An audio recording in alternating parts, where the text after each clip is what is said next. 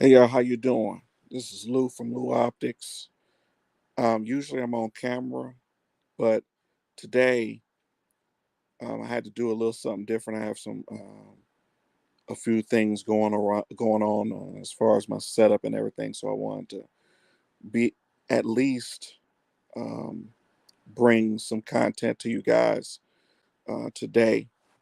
Um, so for anybody that's just watching for the first time, this is Lou from Lou Optics. Lou Optics LLC is a growing company. What we're trying to do is eventually we're going to create this company that's going to um, it's going to really take over. There's going to be a lot of products we're going to have. I'm trying to take over um, optical industry, at least get a piece of it. Um, some clothing, uh, educational stuff, classes, attempting to share everything that I have, I've done before. So, um, and yes, Lou is my name. A lot of people know me as that. So, it's me. So I got my little avatar here. That's my face right there with a smile on it. Um, Today, and everything is usually that I do is related to healthcare and related to just trying to help people get the best outcomes in healthcare. A lot of people that know me in real life know that I come from um, an extensive optical background, but I also have spent a lot of years in ministry too.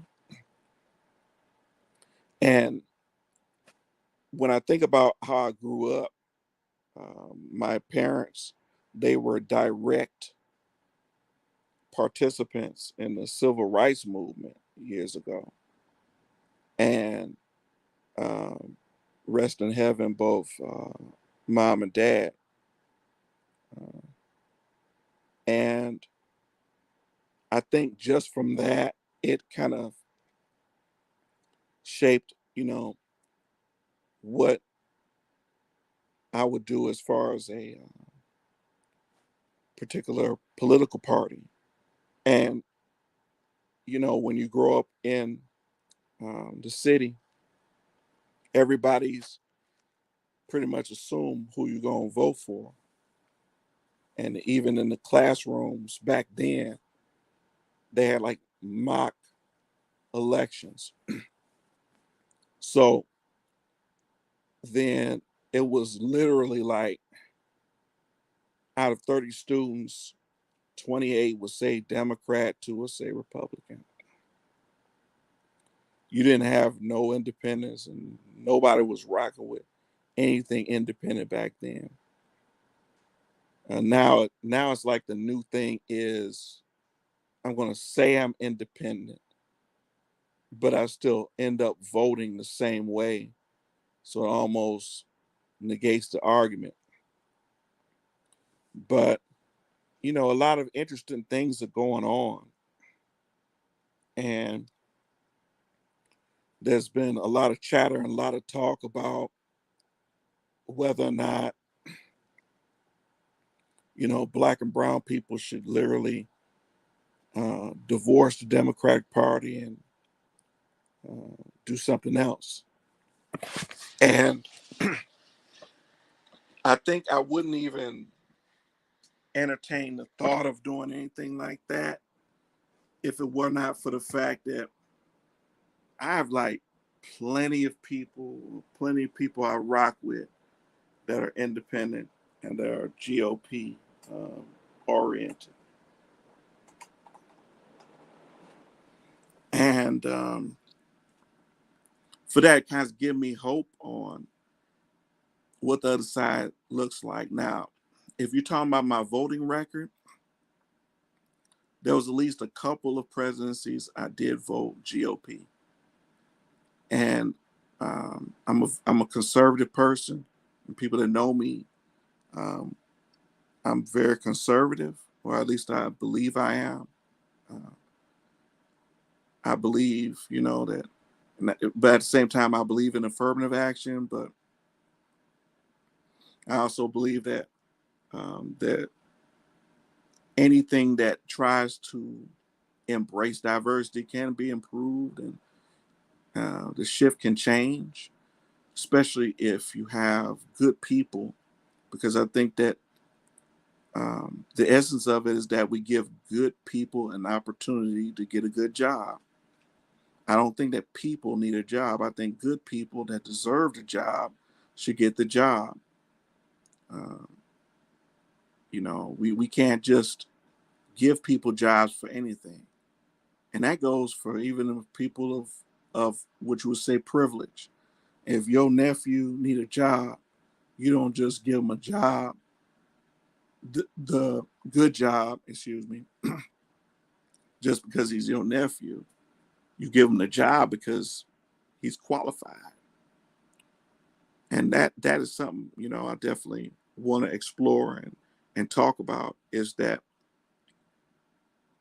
what I'm trying to do is ask this simple question, because I know this brother Ice Cube, he had approached the Democrats about reparations. He approached the GOP about reparations.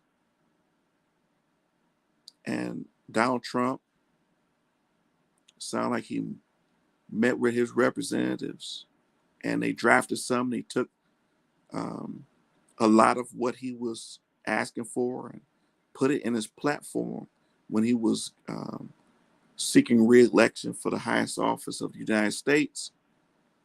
And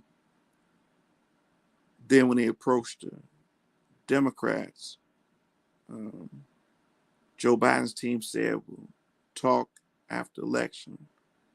And I'm not so sure that conversation came up, because I know if that conversation even came up, if he walked toward that White House, we would all know about it. We would have heard about it. It would have probably been big news. It was big news when Easy E, remember Easy E, rapper NWA Easy E, he went to, he was invited by George Bush Sr. to, and he discussed whatever he discussed. And I know um, that Ice Cube should have been able to, by now, get a lot further with Joe Biden than Easy E did with the elder Bush. Um, Rest in peace, Elder George Bush. Um, you know, I might not agree with a lot of his policies, but at the same time, you have to give people respect, um, the respect they deserve. But it's just strange to me, because Black and Brown asked for particular things. Black folks asking for reparations, and they ain't got it. They ain't even got an audience. They got one group that looked at it. They didn't win the election. There's important midterms coming up, and you know what's happening is that now I'm concerned that they gonna do is ask um, minorities to save, the people of color to save them, but yet there's no guarantee, there's no thank you. You know, we need to save the country from itself. These folk crazy. Yeah, I understand what it is, but my God, with these shootings every day, I wonder if I kind of wonder if we missed the point altogether, if we were distracted by something more insidious. And I frame that in the sense of healthcare because this is what I do, is help people get better outcomes for their eyes.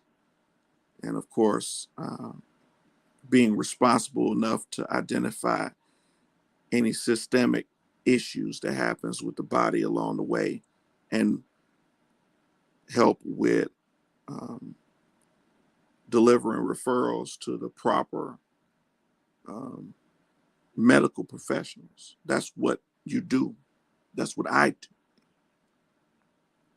And I just wonder if we missed the point. So, yeah, the question is it time? Is it time to divorce the Democratic Party? Not sure. Um, but we're going to find out really soon. And I've watched the chatter. I've seen the different discussions online. And I want to make my piece and say my piece before I would let anybody debate me or talk to me about it. Because it's been on my mind, like it's been on the mind of a lot of people. And I know that there is, like I say, quite a bit of chatter going on of whether or not, what should we do with our vote in these midterms? And, I think one of the problems we got is that we can't just um, dedicate ourselves to any one party. I think that's a big mistake. We should be doing more of, you know, the other way around, where people are approaching us and saying, this is what we can provide. You know, I want to know a lot of things that's not abreast of me. How do I get access to loans so I can build my business?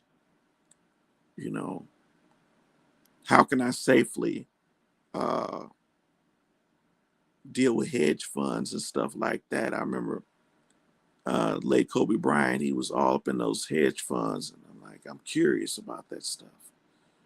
I'm always curious about things. And like, then he died. And then I was like, man, I don't know if even his death, I don't know if it was a distraction. I just didn't think about it. But every now and then it comes to my mind, like, maybe this is what we should do. We should um, explore these things, all those little things that we don't know. You know, if we use our vote a different way, you know, are the doors of the country clubs opening? You know, Martin Luther King wanted us to be judged not by the color of our skin, but the content of our character. And my thing is, do you believe that? Can we rock together? And I think that's all that really matters to me is, can we rock together?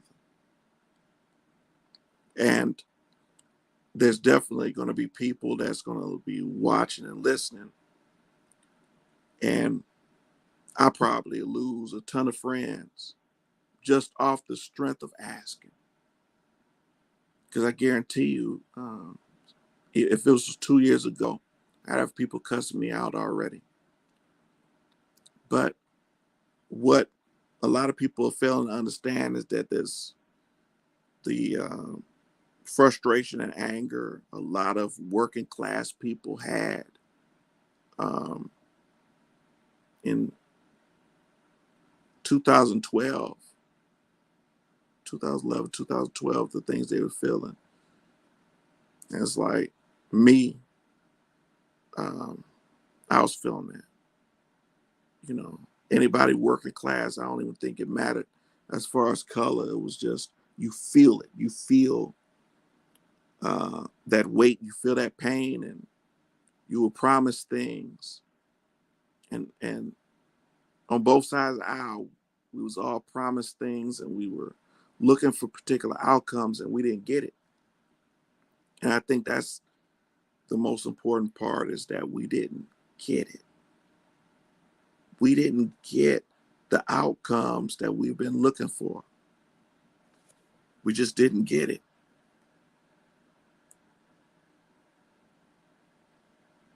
And we need to really explore what's really going on. Um, Before I continue, I just wanted to make sure I hadn't done a broadcast before the 4th, so I hope everybody had a blessed 4th of July.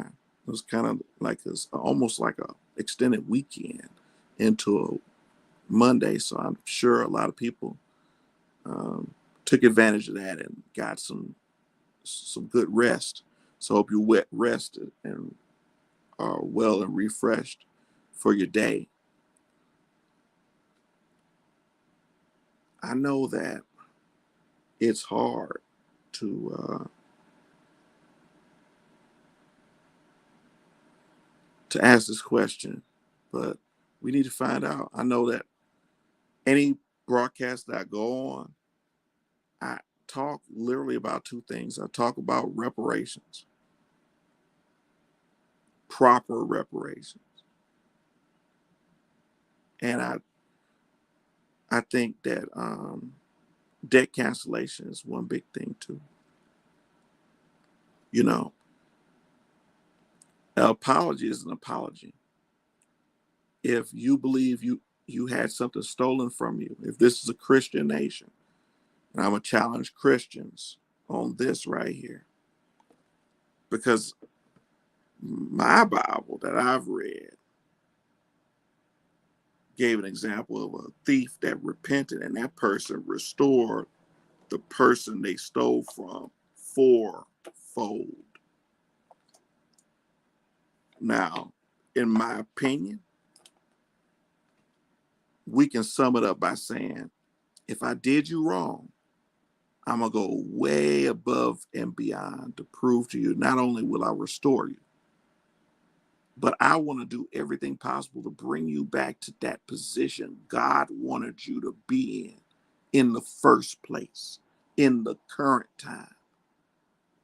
If you stole $5 from somebody 20 years ago, you could have taken that person, if you didn't steal it, could have multiplied that fourfold. And so you would not only give them that $20, but you do as much as you can further from that, because it's got to be about love.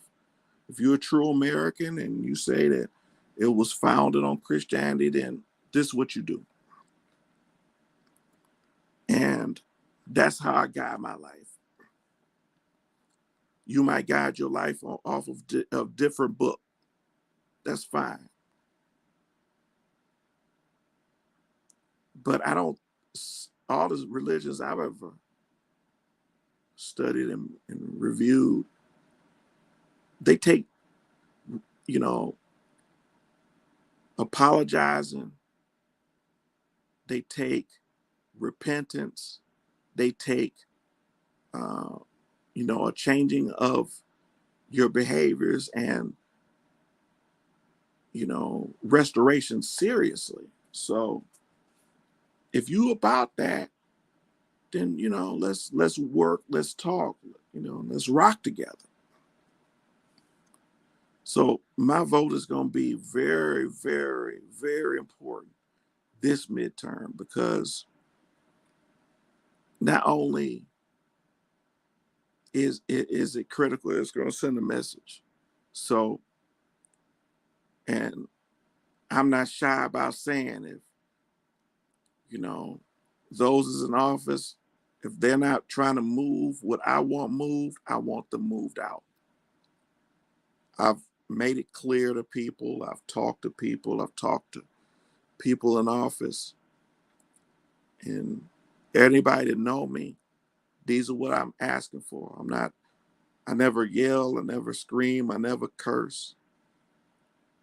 because I don't feel like I lack confidence. I can talk to people in a very dignified and clear manner. So it's never no yelling and screaming. That stuff don't work anyway. In the civil rights time, when they marched, they had agendas. They had real agendas. They stated what they wanted. It was symbolic because they would march, then they would discuss, or they would discuss, then march, then discuss. Nowadays, it's just a bunch of hollering, and half the time people don't even know what they believe. And that's a problem. You know, I never discourage people out of protesting and demonstrating. My thing is, I want to make sure that you're clear, that you have a clear understanding of what is at stake. Because every time you protest, you have to understand you could lose it all, including your life, especially all that charged energy.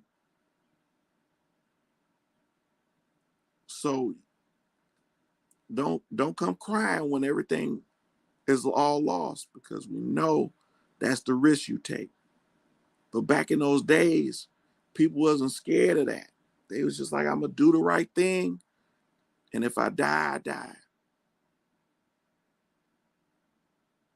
I just want to know, is those people that's in office that represent you, you know, do they feel that way? Are those people you elected, are they willing to die for what they believe? I'm not so sure. If I was, I wouldn't be asking the question. It sounds like there's some legislation, and they're talking about possibly some more debt cancellation from student loans. Sounds like a good step in the right direction, but it ain't enough. 100%. Now, some people will say, well, you know, I almost finished my student loans. That's not fair. There's a lot of things that happened that wasn't fair. But to me, in my opinion, there's just never the wrong time to do the right thing. So if you paid those things, I have no problem going back to the table after everything's been 100% forgiven and talk about what you paid back into it to see if there's some type of rewards or something that you could be a participant in. That's my thing. It would be nice.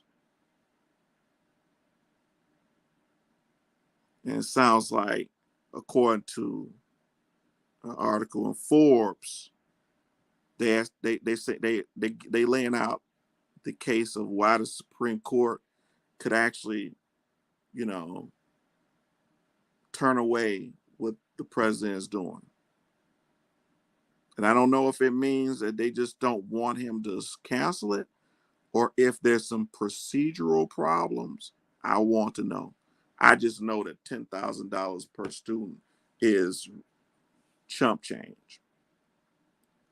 You would have people dancing on top of their houses 40 years ago for $10,000. But right now, come on. People are really suffering out here. And maybe he's that disconnected where he just can't even fathom uh, how much, you know, the poor, the lower and upper middle class, how much we have to suffer and how much we have to overcome due to the debt. For a lot of us, that's the only path we have, is the student loan program, to even try to improve our situation, to try to move up the corporate ladder, or try to create that awesome business that can create generational wealth. Sometimes that's the only thing we have. In the Bible, they talked about this lady. She was down. She didn't have nothing. She had nothing. This a lady. She had nothing. Just her and her son had nothing. Nothing but a small amount of oil was left. What you gonna do with that oil? Man of God said, borrow some water pots.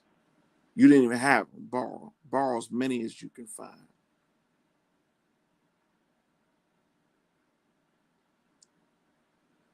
Create a miracle right there. It was the water pots filling to the brim. Everything he can bring, so she can pay her bills. She can take care of herself. She can, do what she got to do. We know there's interest on it. Whatever the man of God did in the Bible, there was zero interest, man. What we asking for is to be able to get us some help. Make that make that our water pot moment. You know, to actually reset us and get us back into the place of prosperity. That's what we want to do. We want to make sure for the next generation that this is happening. Um, Hold on one second. I'll be right back.